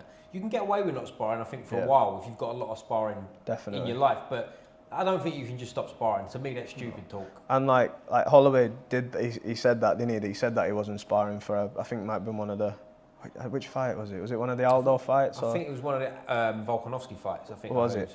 He was saying that he didn't spar at all, but like, I know that he's sparring now. He said since that he started sparring again, so you can't do that forever. It's not sustainable. Not for like a competitive career. No, because you need that speed and that sharpness when the shots are coming. Yeah, I think so. I think so. Maybe you don't need loads of it all the time, but when you've got a fight, I think that's the magic sauce in it, is getting the balance right. You don't need to do it every day of the week, because then it goes the other way, doesn't it? But you do definitely need, and you can grapple hard every day anyway. 100%. Do you know what I mean? So you can still get the sharpness, and then if you was to look, I'm giving advice on it. Everyone's different, isn't it? But like, if you want to spar hard striking once a week, that might be enough for some people. Do you know what I mean? I think in a camp you should probably spar a bit more than that, but for a short period of time. Which is what I want to bring to you. Like, when you had a fight coming up, what was sort of an ideal camp, like in terms of crazy training? Like I had like the pretty similar routine for most of the camps, really. It would, like, Monday would just be like, I'd always do like a strength and conditioning session in the morning, go in the evening and do a striking and a jiu-jitsu session, like just like pads, and then a jiu-jitsu class in the evening. And then Tuesday, that was kind of a semi-light day, really. Tuesday would always be like the hardest spar of the week, just because of the way the timetable was at the gym that I trained at. At Preds, we would always have, like, Tuesday was always a hard sparring. It's kind of early in the week. MMA sparring? We would always do it generally it would be like 3 rounds kickboxing with takedowns, like shoot boxing, and then 3 MMA rounds at the end. Heavy duty. Yeah, it would be like a lot of rounds, and it was all pretty hard as well. Like, and then especially when guys had fights coming up, everyone would ramp up for that Tuesday session. Tuesday evening, probs go and do a couple of classes somewhere, like probably at Preds, or occasionally would nip to another gym in the evenings. Wednesday would wrestle hard in the morning. That was like hard wrestling day. Sometimes take a bit of a day off Wednesday evening. Spar again Thursday, all MMA sparring for the most part. Slightly bring the intensity down just because of the change of the gloves, but still like probably 8-9 rounds on a Thursday. As in change the gloves, you wear MMA gloves? Wear the MMA sparring gloves. And then Thursday night, probably do the same as a Tuesday, just do the classes at the gym, just kind of tick over in the evenings. Friday, same as Monday, strength and conditioning, and then something in the evening. Saturday, I would always go in, and to be fair, sometimes when I had camp, so when I was in camp, I would not go in the gym on a Saturday. I would just kind of have Saturday and Sunday, like, doing my own training, like maybe a run on a Saturday and a rest on a Sunday or something like that. Nice. That when I was in camp, that was enough, because the sessions were all really intense. Like, I would put the work in. I would always do more than that when I was out of camp, really. Like, would end up spending way more time in the gym. Just less intensity. Yeah. I think that's what it should be though. I think that's a clever way to do it. So. I think like you've got to learn outside of camp, haven't you? You've got time to. I make money as well. That was the other thing. I was all in the gym that much, even in camp, to be fair. Like we said, the money's not there to take a full camp off making money. So whenever I wasn't in them training, I was in the gym for a few hours either side of them classes, holding the pads and Which shit. is hard on the body, man. Holding Rough, pads, especially when people are kicking pads, isn't it? That's hard on the body, man. You know what? I don't know, man. I don't know. I think really? like having a good, like especially focus mitts. If you've got a good boxer who can whack the focus mitts, I think that can ruin your shoulders to bits. Yeah. Oh yeah. Okay. I don't know if like I think the big Thai pads. I feel like like they do in Thailand. Like they'll have them Thai pads on for like 8-9 hours a day. They put the work in them. And I guess it's more full body in it, holding pads for a tight. Kind of, yeah. You're sort of taking the shot, aren't you? Whereas, you're right, on the pads. The focus mitts was always a rough one for my shoulders anyway. Yeah. I always found like after, if I'd done like a sparring session and you've been throwing like punches and kicks hard for like the last fucking 9 rounds or whatever, as soon as you start thinking like what's coming next, and when you sat after the last round kind of gathering yourself and you like look at the clock and it's 1:30 and you're like, got a private in half an hour.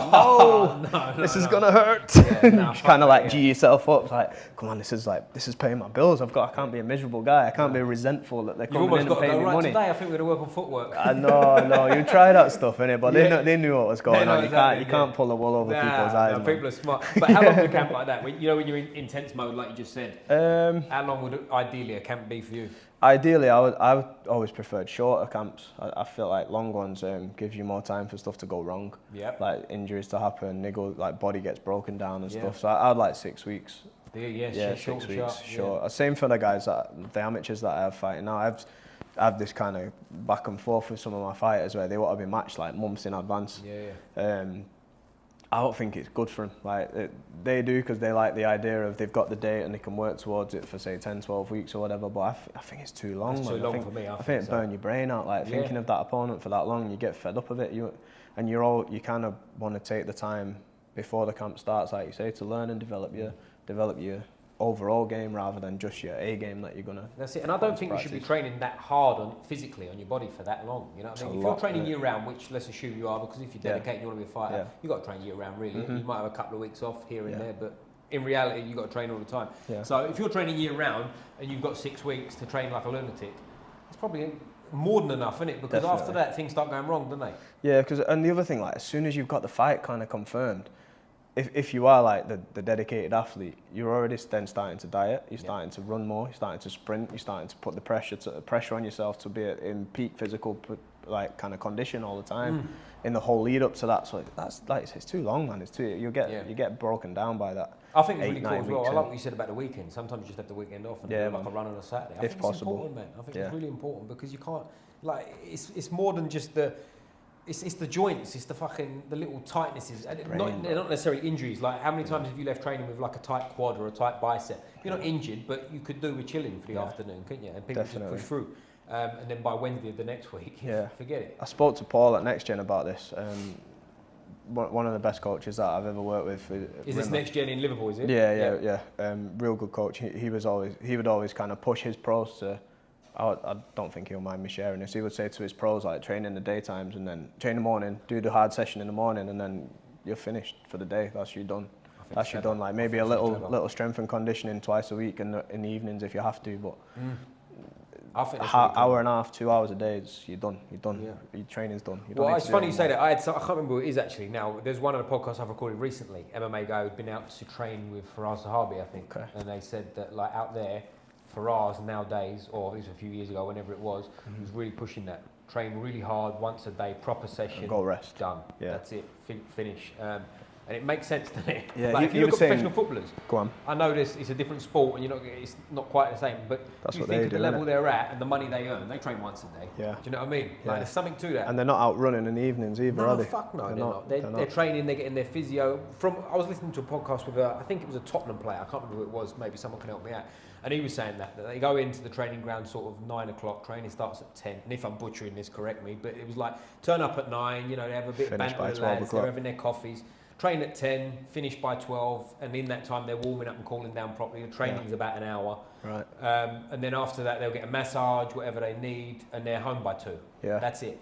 Yeah, it definitely makes sense for a professional athlete, doesn't it? Well, I think with any sport, I think massive part of it is the rest. It's part of your job, isn't it? Do you know what I mean? At the end of the day, sitting there and being boring sometimes, doing nothing is what's best for your body, isn't it? That's it, mate. That's it. Paul made a comparison between the professionals in the gym and the amateurs. He pushes the amateurs. I think he was saying he wants the amateurs in as much as possible because they've got so much to learn. But the pros, you've kind of got it figured out. You've got most of the. You're not going to learn something when you're 13, 14 years into the game that's like groundbreaking and whatever. You've kind of seen all the techniques. You're aware. You've got your game.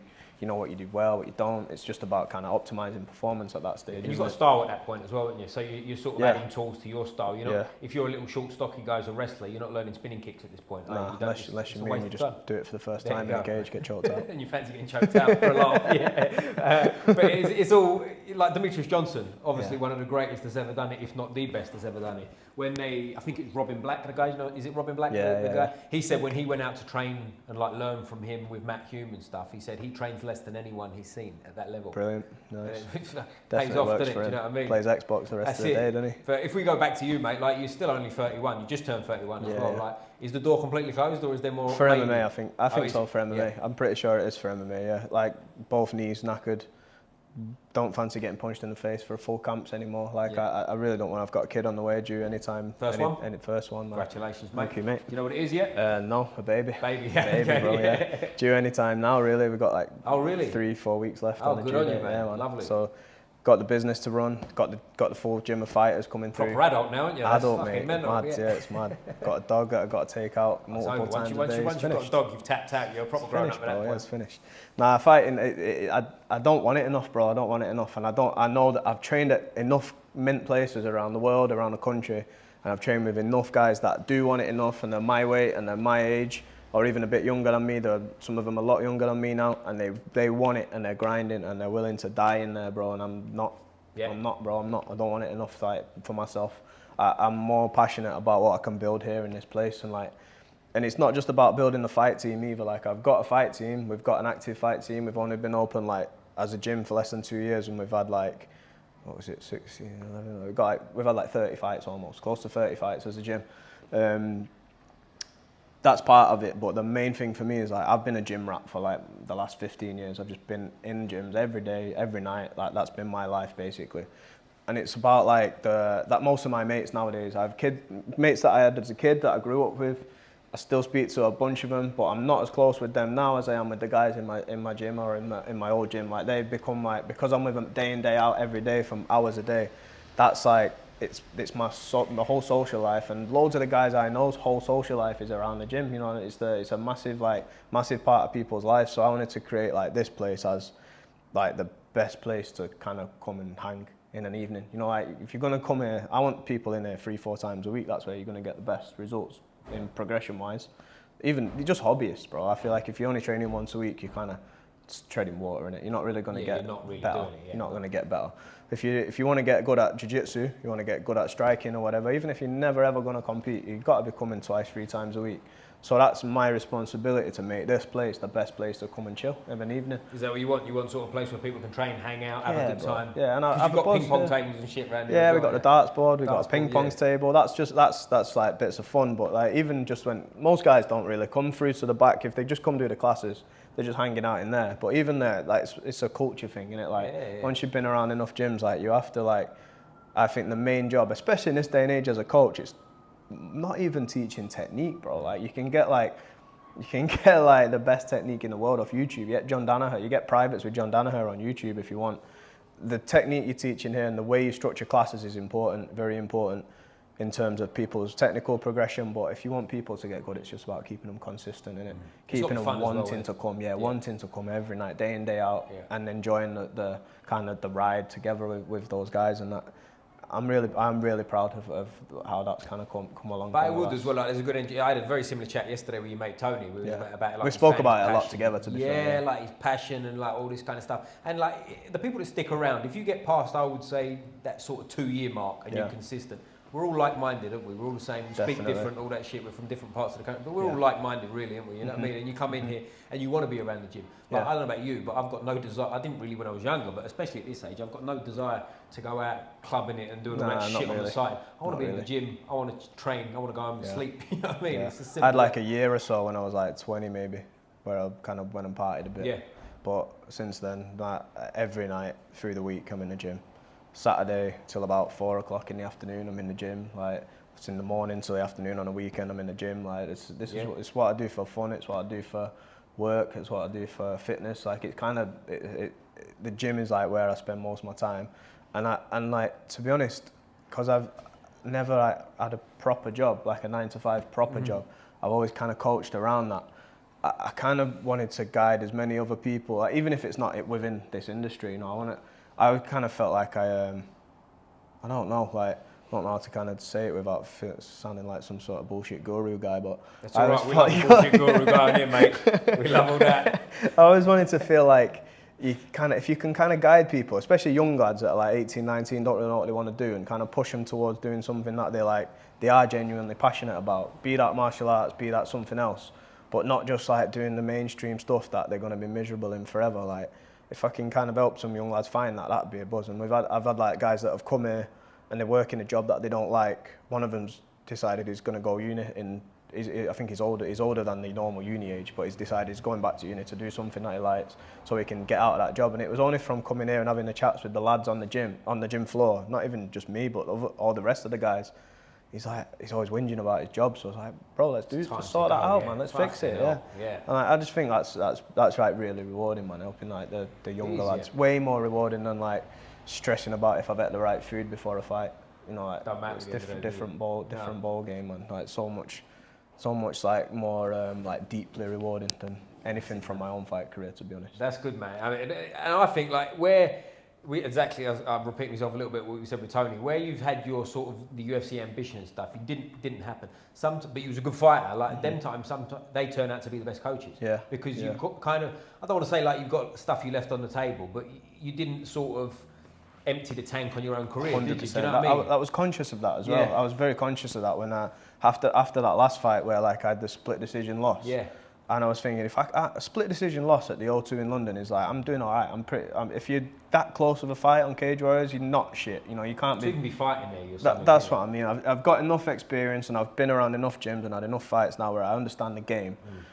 And I'm also in a position physically and mentally where I've got energy and I want to train and I want to be on the mat with my guys and I want to spar my guys and I want to roll with them. And if they're doing something wrong, I don't just want to see it from the outside. I want to feel what they're doing wrong. I want to be able to correct them. Like, I want to get in there and show them how to do it properly. You know, I want to be able to, like, I've known a few coaches over the years who kind of like, they coach from the outside and they don't get stuck in on the mat. And I just think like, if you're going to have that true faith in your coach, it'd be good to, you know, you want to spar with him a little bit. I think it matters more like for yourself. You're in your prime physically, really, ain't you? Forget injuries and whatever. I'm talking like, it's different coming from you and someone who's sort of 55. Yeah. I got dad strength coming as well. So we're just about old enough to get old man strength qualified. We're kind of there, I guess. But what's your vision for this place, mate? Is this the end goal, or do you want more places open? I was thinking about that on the way here because I had a feeling you might ask me like what the projections are.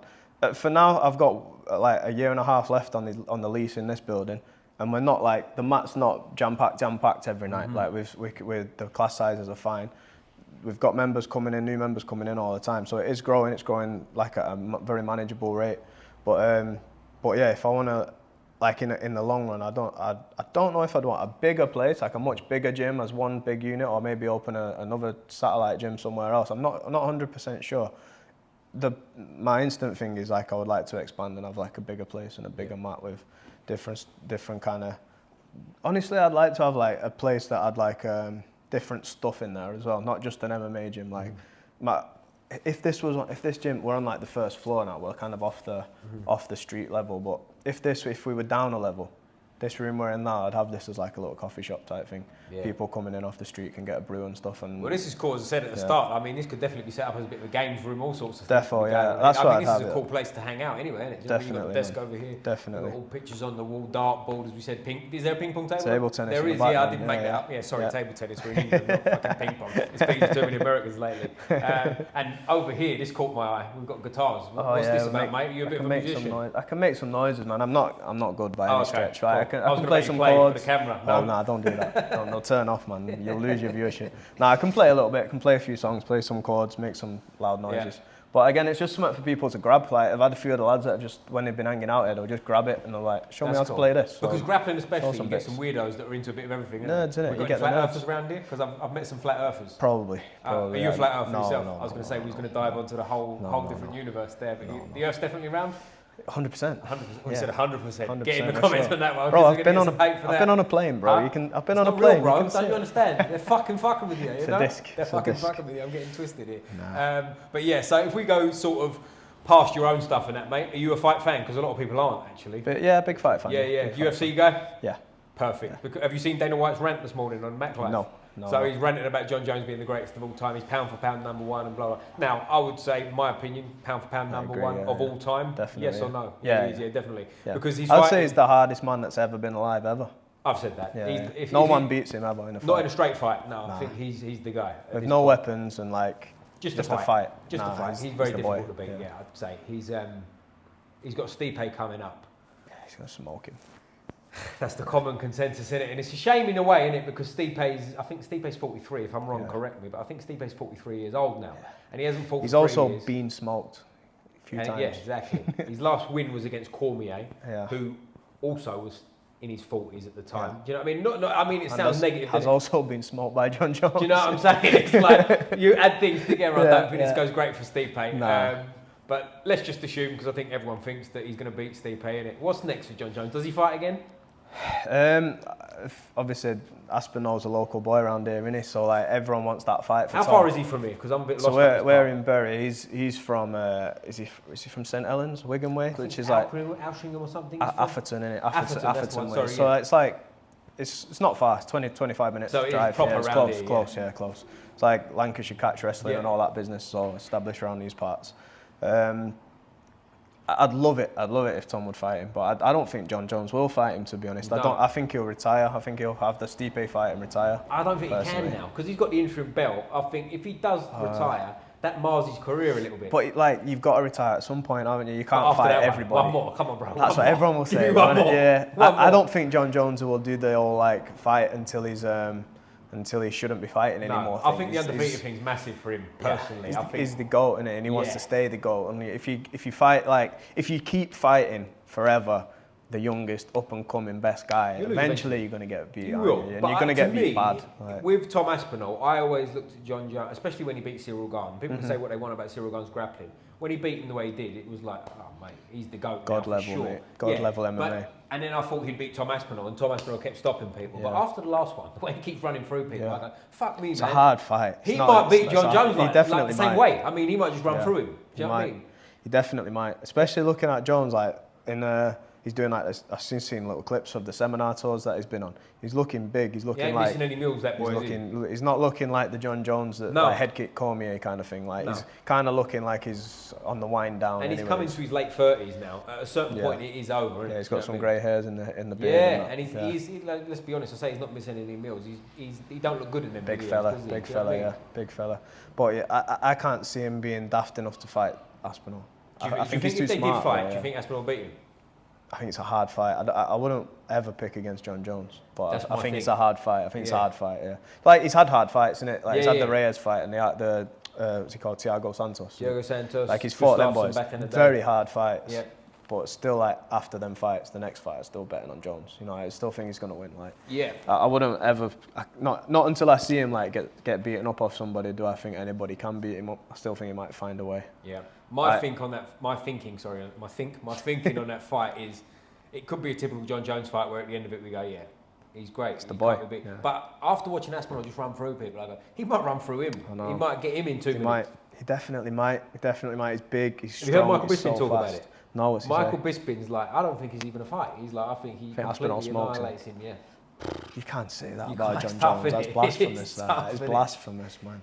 You can't say anybody will destroy John Jones because you've got no evidence. I think if you're going to beat him, that would be the way. Run through him, catch him early, get rid of him. Yeah. Because I think Tom Aspinall's what? Have you met him in person? Yeah, he's big. He's 6'5", I think, and he's Very like 18 big. stone lump. Massive, mate. Do you know what I mean? Deep, like it's like that's how wide his shoulders are, and that's how deep he like. Like a proper heavyweight. Yeah, do you know what I mean? He couldn't make 205. Yeah, and young as well. Like young, he's only my age, I think. I think he might be a year older than me. Like he's a beast. Yeah. He's a beast, and he's going to be the reigning champ for a while. That's what I was going to say. I think if he gets through Jones or he don't, and he picks up the belt, I don't think it's going to be tough before someone beats him. I just think Jones too smart, man. I think he's too smart.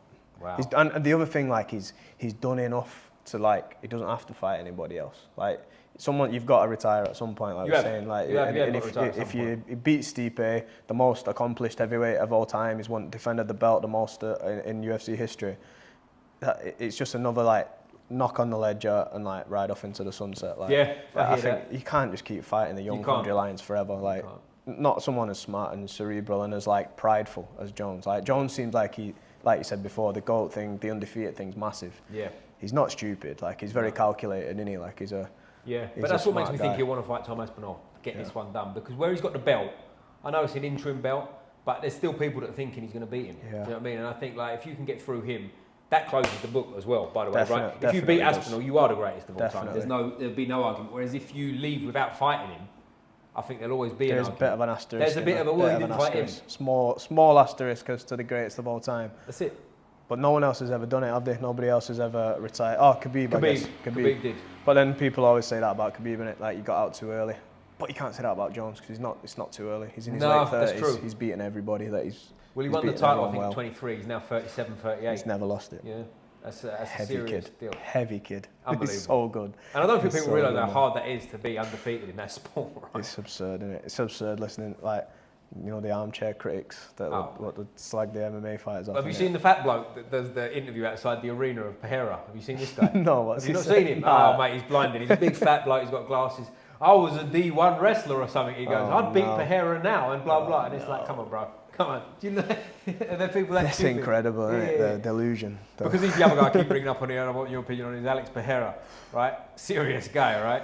Two things on this, right? Firstly, he's fighting Khalil Roundtree. He's a tough fighter, but I think style-wise, this is a layup for him. I think he's been, it's definitely a layup, and it's kind of, I don't get how he's walked into a title shot. It's mad.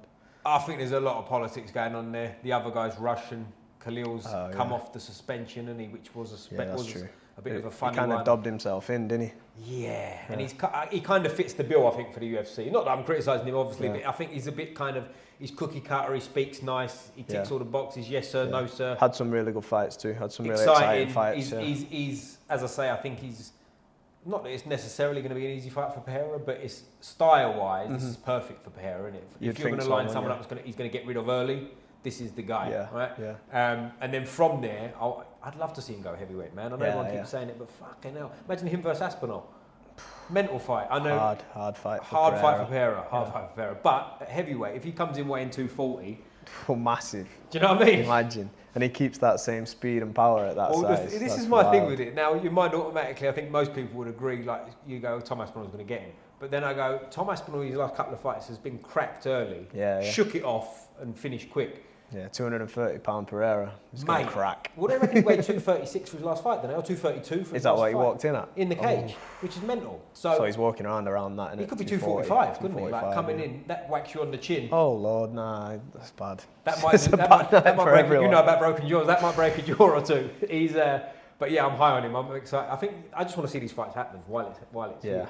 But you're a boxing fan at all, by any chance? I'm a big fan of boxing. Yeah, you know what? I don't follow it as much as like that. I don't follow the smaller fights in boxing, like the domestic scene. I don't really follow much boxing, but I've watched a lot of like the historical boxing fights. Yeah, well, I was going to ask you about the Fury and Ngannou fight. I know it's back a while. Okay, but did you watch that one? Yeah, I watched it. What happened in that fight? Because I think Ngannou won.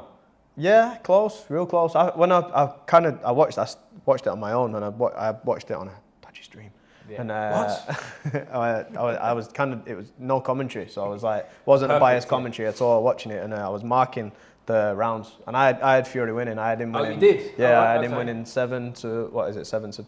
what's the 5, opposite? 7 to 5. But with a knockdown, so that's a bit different. Excuse me. Yeah, I thought he won 7 rounds. So it could have been a draw, could have been could have been a Fury win, I thought. But I don't think Fury tried. I don't think he tried in the camp. I don't think he trained. I don't think he was asked. I thought he was going to school him, and he didn't. But I think there's elements of that too. But I also think Fury's at that point where he's on a slide. Maybe. In his last fight with Usyk, did you see that one? Yeah. Like, I've got to think. And give us a comment below what you think. I think a prime Fury would have beat Usyk, and I feel like we just saw the kind of. He's just at that point where it's like it's starting to come down because them fights he had with Wilder. Like, fuck me, they got to take it out of you, haven't they? Like, even winning. Definitely. I just think there's got to be a massive part of it that's once you've been through them wars, like you say, it takes it out of you physically, and then you've done all the work, you've done the camp, and you kind of the week after the fight, whatever, and you're looking at your bank balance, and it's like 200 millions, and you're like, I'm not going for a run today, bro. Nah, like, you kind of what else you got. And if you look at his body too, right? He doesn't look like an athlete. No. Now he's got away with it, but now he's 37, I think 36, something like that. Can't do that. Certain point you can't get away with that anymore. No. You know. No. And I think it's caught him. I think he's at that point where he's on the gentleman's club because when you're watching Ngannou versus Joshua, that's how. If you didn't see the Fury fight, I think that's how most people would have thought the fight was gone. Right? It was more of a shock because he had such a good showing against Fury, but he's just been knocked out. By Joshua, and now he's going to fight MMA. He's lost his son in the meantime. It's rough, isn't it? Mate. It's a rough and again, experience. like you said about the bank balance, he came from, less than poverty, didn't he? Do you know what I mean? And now he's multi-millionaire. Yeah. And he's going to fight. Do you know much about this big Brazilian he's fighting? I've just seen his highlight reel. That's what I've seen. His highlight reel. It looks frightening, to be fair. It's huge. He's 6'8", yeah, right? 6'8" and like thick as well. He's not a big skinny guy. No. He's a big thick boy. What's he called? It's like, is it Pereira as well? Is it Santos? I don't know. We're being very stereotypical Brazilian. Santos de Lima or something. Apologies to the Brazilian viewers. But he's either way, we'll find out his name. Yeah. It doesn't really matter. Everyone knows who we're talking about. He's a beast. I don't know enough about him to make much of a prediction, but I've got to think it's more about Ngannou, right? A prime Ngannou probably beats him. Yeah, probably. But like, I always thought Ngannou was like. I hate to say Ngannou is overrated, but like I was kind of thought he was a bit, to be honest. He's got like a mad power, like crazy power, like, and he obviously knocked out Overeem with that mad punch. But like the fights that he's lost, like he's not looked good in them fights. Like he's not looked like he has like a varied, balanced skill set or gas tank wise. I remember that horrendous fight. Was it with Mark Hunt? Oh, who's it? Derek Lewis was the one. That's the one with Derek Lewis. I think he turned the corner after that, and I think he came round. But he's not the most well-rounded, but I think he's one of these people who's just such a physical specimen, and he's just really effective. Yeah. Do you know what I mean? If me and you fight 10 times, and 10 times I'm beating you from pillar to post, I'll throw in all kinds of fancy moves, flippy kicks, but every time out of the 10 times you chin me at the end and beat me, you're a better fighter, aren't you? That's true. Do you know what I mean? It's as simple as that to me. Yeah, he can find a way to land it. Find a way. But it'd be interesting to me because everything he's been through, as we say, he's been knocked out and losing your son, that's got to change a lot, hasn't it? Yeah, you know? Definitely. Oh, sorry, the reason I brought him up originally, I forgot I was going on a bit of a rant, is how would he have done against John Jones? I think John Jones schools him. That's what I think. I think he schools him. I don't think he gets near him. I think he stamps on his knees. I think he side kicks him in the body. I think he pokes him in the eyes. I think it'd be exciting first round, and then I think John. I don't. I think he'd rush in, he'd clinch him, he'd trip him, put him on the floor. Yeah, I don't think Jones would get caught with any of the big shots. No. And then I think he'd tire him out in the first round. I think he'd get him down pretty quick. I think he'd like do one of them mad overhook throws or inside trip him or something out of the clinch. I don't think he's shooting in on him, but he'd probably like Francis would run in doing his mad stuff. I think Jones gets a hold of him, manhandles him in the clinch, makes him look weak as well. Like I just absolutely destroys him with his clinch game, and then he's not got a second round in him. Then I don't think he can. I don't think he can come back from that. It's pretty downhill. Yeah. I think then he just sticks at range then. Yeah, nice. Pokes him. Any fights coming up, mate, or any fights you want to see made? I don't know. I'd like to see Bivol and Canelo again. Would you? Yeah, he's got a tough fight coming soon, and he Bivol against Beterbiev, which I think he'll lose. Serious fight coming up. I think he'll lose that one. I don't think he will. You don't? I don't think he will. We might have to have a friendly wager on this one on camera. I'll have a fiver on it. I'll get $5. Good. That's 5 Starbursts, fucking whatever they're called nowadays. Not £5. We're not going crazy. None of that nonsense. But I'm going Beterbiev by stoppage. Right. Okay, interesting. It is good that Beterbiev, he's a savage, isn't he? And he's Russian. I'm not saying he's on steroids, but for 36-year-old to be getting better and stronger every fight, I don't know. That is true. I like Bivol. I really like him. I like both his of them. I think they're both great. I think this is where the benefit of the Saudis is coming in, right? Because we need to see these fights. Like I know it's the cliche one, and it is Mayweather Pacquiao, but it was too late, wasn't it? Do you know what I mean? It was too late. Too late. They're always disappointing, aren't they? So and it's like we should have seen that. Like the other one as well. I know it's back in the day a bit, but we'll remember it. Is the Lewis Tyson fight? Yeah. Like, Jesus Christ, man, that too was late. Far too late. Way too late. You missed the boat, don't you? Oh, mate, missed the boat massively. And like I've said this on here before, but we're in the zone now anyway. I'm going to ask you your favourite fighters of all time. Okay. Mine is Mike Tyson, right? All right. Now, he lost to Lennox Lewis. Now, Lennox Lewis is a great fighter, but it hurts me that they fought like that. And it hurts me more that if you see Lennox Lewis on podcasts, he was on Rogan, he was going, well, I did beat Tyson in his prime. Yeah, and it's like, mate, you don't need to say that, do you? No, we all know, We all know what would have happened there.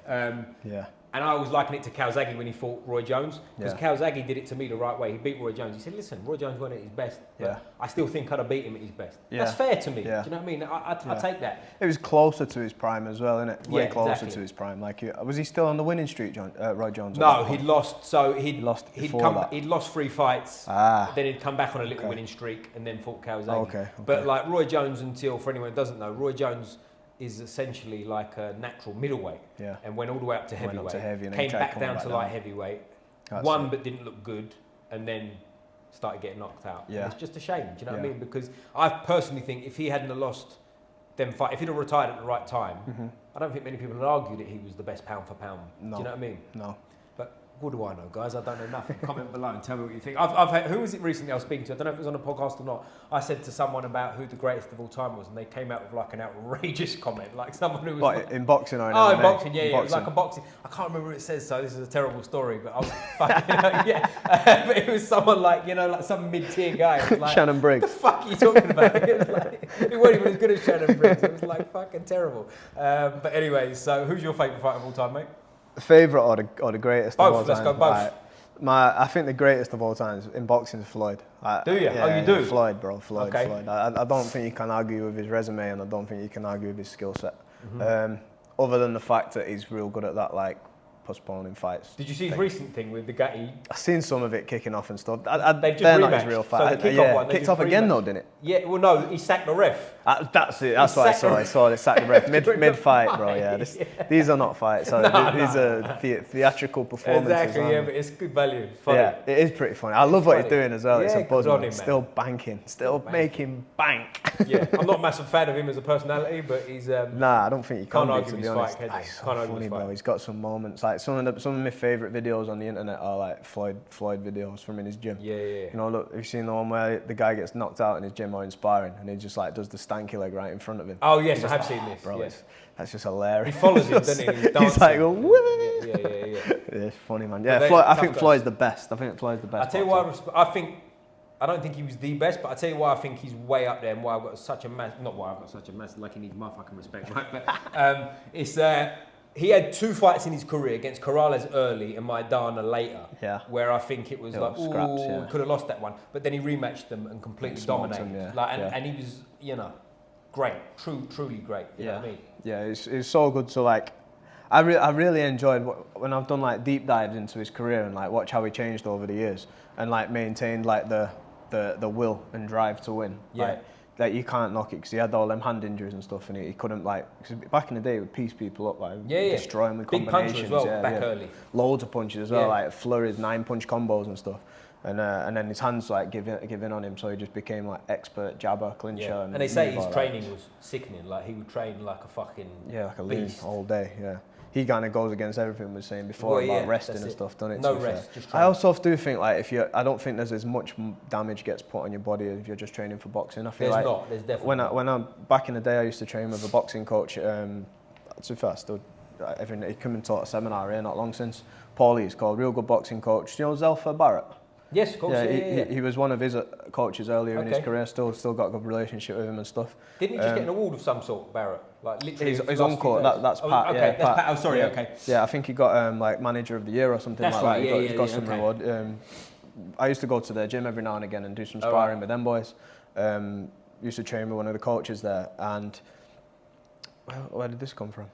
I was trying to say Floyd about Mayweather. Yeah, that's it. It was Paulie. When I was training, I would turn 1-to-1 with him a lot. He always wanted me to turn to boxing. He was like, "Go box. Come. We'll get you a pro card. We'll box. Why are you fighting for 200 quid? Come on, we'll go and get you $2,000 straight away." I was like tempted with it and stuff. Yeah. But like once you've done MMA, it's like I couldn't get. Thinking about it now, for the money, it would have been a good move. But like I couldn't get past the fact that like in my head, if I'm getting beat in a boxing fight off someone, I'd just be thinking I could fuck you up so beat easily. You up, yeah, so easily. Like, yeah. I couldn't do it. I was like, I was kind of like winding him up. I'd be like, you can't just start playing checkers when you've been playing chess, man. Come on, give all them arguments in it. But like when he was talking to me about his fighters' schedules and the schedules that all my guys, all my mates, and all my training partners, and me myself would follow, he'd be like, "You guys are just doing too much, man. You're too much. Like you're going wrestling in the morning and then hitting pads in the evening, and then you're going for a run in the middle of the day. Like how do you fit it in? Like our guys come in, like we were saying before, they train in the morning, they do the pad session in the day, or they spar in the day, maybe a run 3 nights a week, 4 nights a week, and then that's done. Job. And there's less damage on the body. I can definitely tell you that from my own experience. Of like with boxing, if you're injured, you've got like sore hands, elbows, shoulders, shit. Maybe, you're not really that fucked up. Do you know what I mean? Whereas like, you know, like you said, fucking knees necks, and shit. Like backs, everything hurts, doesn't it? Like you go in the car. Like how many times have you, forget even getting injured on the mat, how many times have you done a session, felt absolutely great, you've showered, done everything, you got in the car and you've gone, fuck me, what have I ain't even done anything. Blind spot. Do you know what I'm saying? And it's like, it's completely different on the body. I mean, you're taking more damage to the head probably in boxing, so long term it's probably not as good. There's the pros and cons, isn't it? It is what it is, isn't it? I think you're taking plenty of damage to the head if you have an MMA career, man. I think it's pretty. It's not good either way. Nah. You both like. I just don't think there's enough like. It's not long term enough. There's time not gone by to kind of prove how damaging MMA is to your brain. Like, it's not. There's gonna be some like rough kind of ex-fighters. We're starting to see him, I think, aren't we? Like Chuck Liddell. Have you seen Chuck Liddell? He doesn't look great, does he? Well, the thing that worried me more was his last fight with Tito. Did you see it? Like when he got completely wrecked. Yeah. And he didn't look like an old fighter. He looked like someone who'd never fought before. Yeah. He couldn't box, he couldn't move, nothing. He put out a video a few days before the fight of him kicking pads and stuff. Yeah. And I was looking at it going like, it must be a joke. Like it looks like someone who's never trained before, like let alone a great fighter. And then he got on the mic after, and he was going, blah blah, I lost tonight, but I believe. At least I showed I can still fight at a high level, and it's like, bro, you didn't show nothing. Yeah. Like you got wrecked in the first round by a guy you killed twice. You know? It's it'll come out, man. It'll definitely come out. You can't. There's no like. You don't get nothing for free, do you? You don't get like an MMA career for free. There's got to be cost of it, especially if you get like 20, 30, 40 fights into your pro career. Like you've took some damage. Like there's no one gets out of that scot-free, man. That's another reason why Floyd was just so impressive, man. Like he's just sharp as a button, like even right now, man. It's like they're out there, like George Foreman. If you ever see George Foreman speak, like sharp as you like, he's in his 70s. It's like they got like steel heads or something, and just nothing affects them. It's crazy. Do you know what's funny about George Foreman? Someone said it on here. Shout out Richie Shogun. Maybe you know Richie. Do you know Richie J. Edwards? He's an MMA fighter from New York. Don't think Character. so. He's got a podcast coming with me. Brilliant guy. So thanks Richie for doing it. He's one of the guys, and there's 2 or 3 other people I've met over my life that have met George Foreman in person. They all say exactly the same thing. They say, shake his hand. See his fucking hand. Massive. He's got hands like a fucking. It's one of my favourite knockouts ever. That uppercut. You know, the walk through uppercut. When like zero technique and just like. So literally walked across the ring. Like, boom, boom. Have such a shot. What a shot. But before we finish up, mate, I always have a little bit of fun with people. We spoke briefly off camera about football teams. We're in this part of the world. Now, when I've come up here the last 2 days, obviously I've asked both of them, and I've assumed because of where we are, both of them are going to be Man United or Man City, but as it turns out, one was Arsenal, and you are. I was Burnley fan back in the day, Burnley.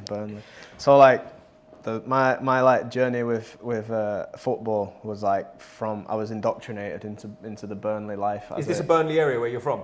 This is Bury. Burnley's again north, like another 20 minutes north of here. Right. Okay. So like maybe a bit long, maybe half an hour north. And where you're from is your area closer to Burnley. Yeah. In between. Is that the team? Is that I'd say it's the local team. Yeah, local team. Like we were talking about Bury's team. Bury's team went out of business a few years ago, and now they've just come back, I think. And they were lower leagued anyway, I think. Lower league. Burnley kind of was always there was like perennial Division 1 back in the day and Championship now. So like when I was a kid, my granddad, shout out Hubert Hewitt, he's 90 years old yesterday. Is he? Shout out Hubert. Yeah, 90th birthday party this Saturday. Is he still a Burnley lunatic, is he? Bro, still goes on the football. Still goes on. He's had a season ticket since he was like teenager. Mate. Never missed like home games. Like missed like 1 or 2 home games in his whole life.